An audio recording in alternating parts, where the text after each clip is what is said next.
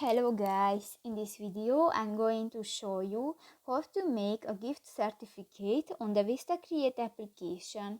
But first of all, I just want to mention, please don't forget to subscribe to our channel, because at 100,000 subscribers we are going to show you our YouTube revenue statistics and growth strategy how to make money online. So let's jump into it. First of all, open the application on your device.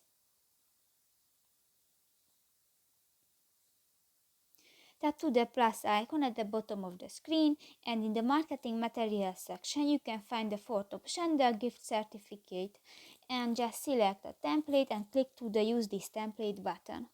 If you want to add or change the picture, go to the photo section at the lower left corner of the screen, and here you can search picture or upload from your gallery. If you want to change the text, click to the text box. You can delete and change this text.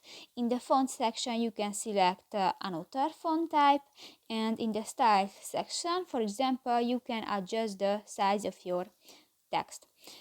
If you want to add objects to your project, click to the object section, and you can search different objects with the search engine. For example, click to the